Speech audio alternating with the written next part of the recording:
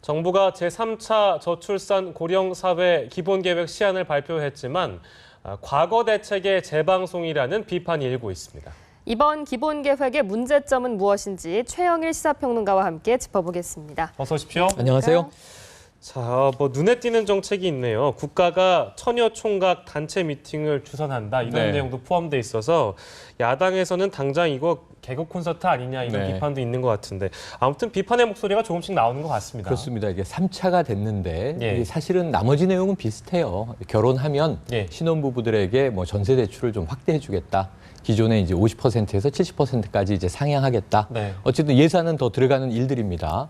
그리고 또 어쨌든 뭐 청년 고용 좀 확충하겠다. 이런 기본적인 내용은 다 들어있는데 이 기존의 1차, 2차 계획은 주로 보육 지원에 많은 예산과 힘을 쏟고 있었습니다. 그러니까 이번에 이제 보육 지원 자체보다는 좀 어떻게 하면 결혼을 많이 하게 할까? 그 뭐 결혼과 보육은 그 사이에 출산을 끼고 있는 중요한 과정들이죠.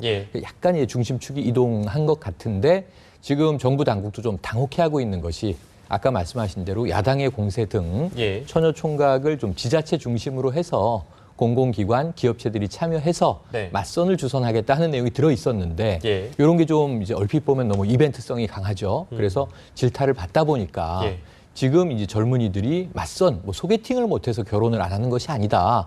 정부가 지금 헛다리 짚고 있는 거 아니냐 이런 비판들이 쏟아지는 거죠. 그래서 정부도 이것은 좀 이 부수적인 내용이었는데 너무 부각이 돼서 당혹스러워하고 있고요.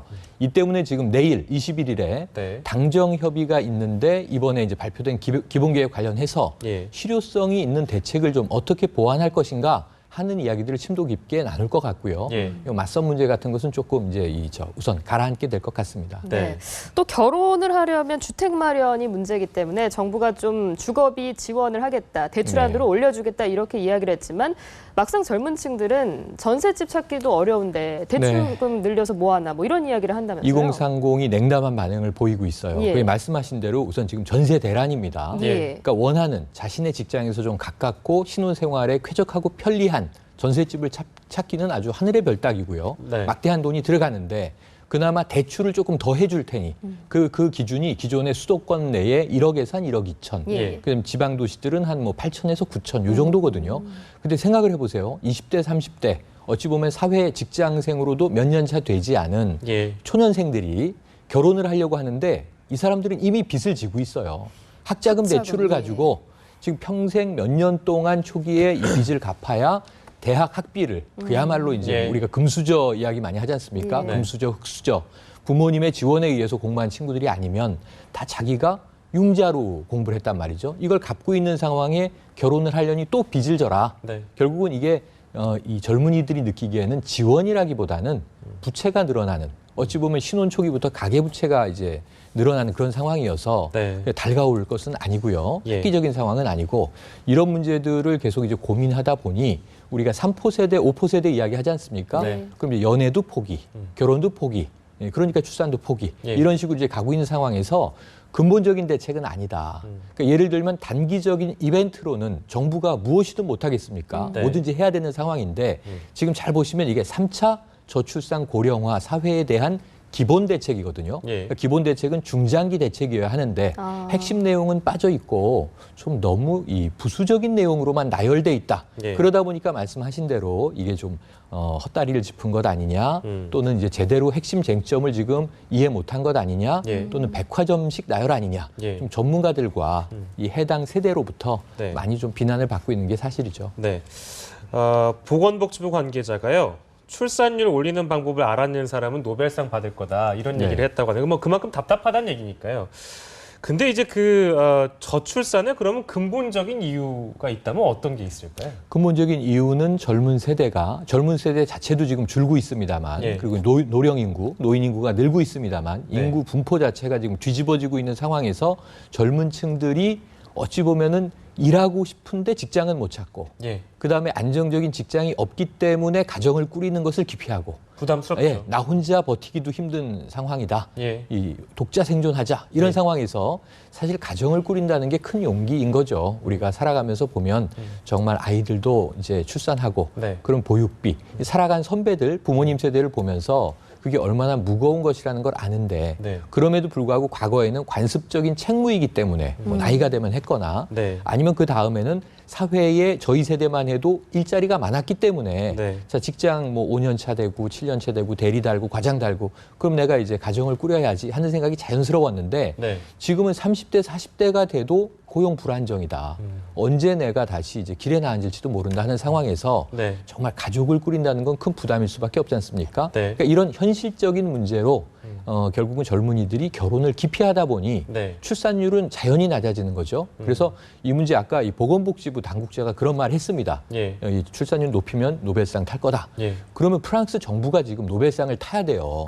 프랑스 정부가 유럽에서 예. 이 시간은 굉장히 오래 걸렸습니다. 네. 1989년도에 이 출산 비상사태를 선포합니다. 네. 이게 뭐 전쟁 상황도 아닌데 지금 우리가 저출산 문제 심각하다. 그래서 지금 89년부터 지금까지면 한 20여 년 되는 거 아닙니까? 예. 그 기간 동안에 출산율을 획기적으로 올렸습니다. 네. 거기에는 투자가 따랐죠.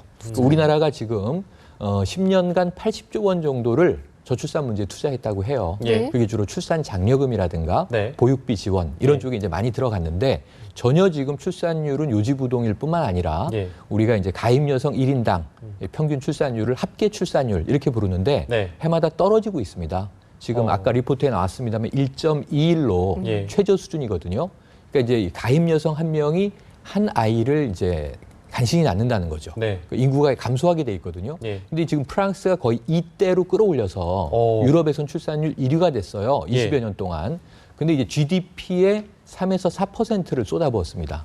그리고 거의 이 가족 생활과 육아 부분에 관한 한 네. 뭐 육아 휴직 요즘 우리나라에서 아빠들도 휴직 가십시오 이런 이야기가 나오기 시작하는데 네. 이미 20년 전에 그런 이 구조적인 시스템을 전폭적으로 지원해서 예. 출산율을 높인 거죠. 근데 우리나라는 지금 해마다 뭔가 이루어지고 있긴 한데 네. 중장기적으로 출산율을 올리자 올해 드라이브를 걸면요. 정책 드라이브가 내년의 효과가 절대 안 나옵니다. 이번 정부 임기 중에도 절대로 안 나옵니다. 지금 시행하는 정책을 10년, 20년 밀고 나가야 네.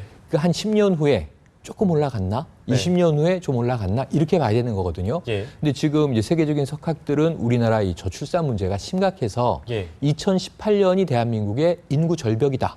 이런 이야기를 전망하고 있어요. 네. 그럼 아까 5년밖에 골든타임이 남지 않았다 이런 얘기가 리포트에 나왔지만 네. 사실 냉정하게 보면 3년밖에 남지 않은 거거든요.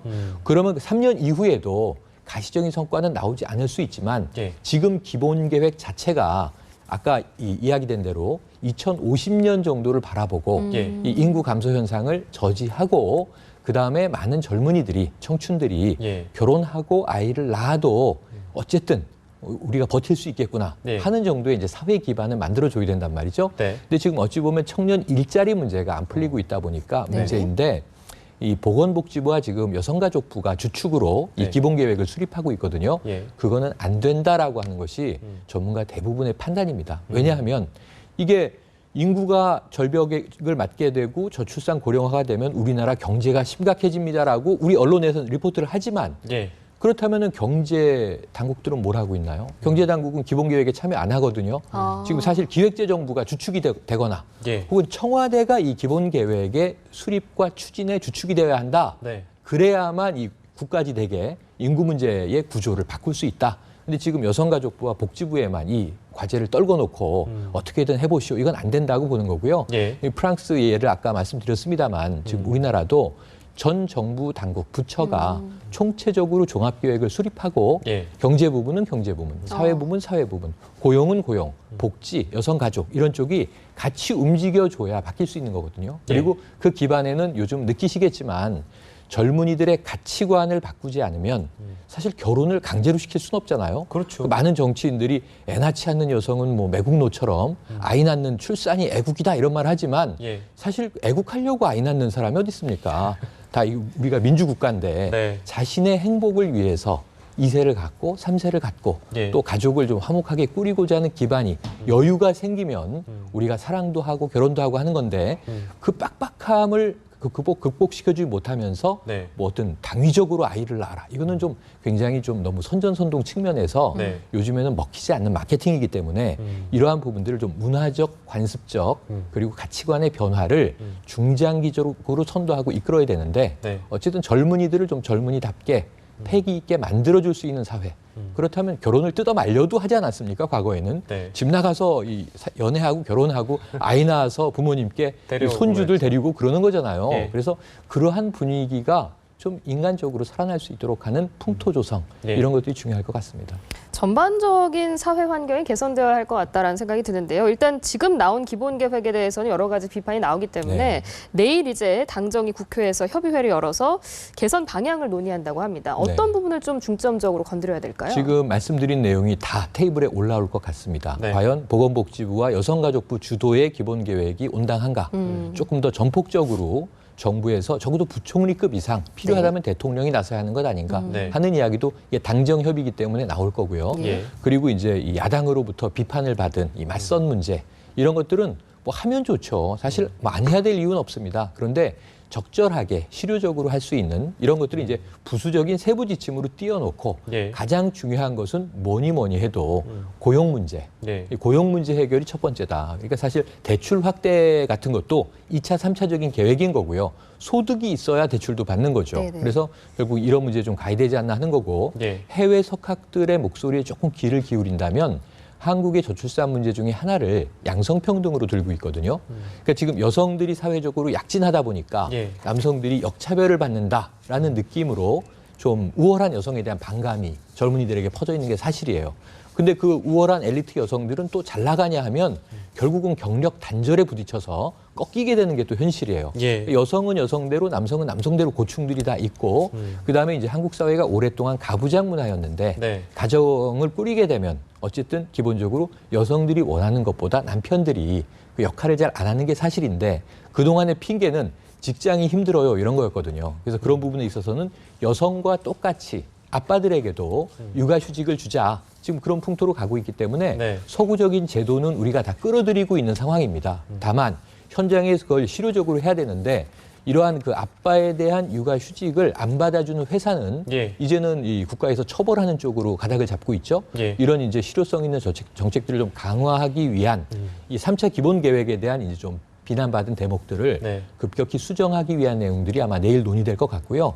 결국은 제가 보기에는 이 기존 3차 기본 계획이 많이 좀 손을 보게 될 것 같고 결국은 지금 우리가 지적하고 있는 내용들을 보완하는 선에서의 안이 나오지 않겠는가. 근데 그것보다 사실은 더 강력한 안이 나와야 한다라고 하는 것이 우리 사회의 그 이제 젊은 세대들의 목소리, 또 전문가 집단의 목소리라고 하는 것을 정부가 좀 유념해 주기를 바랍니다.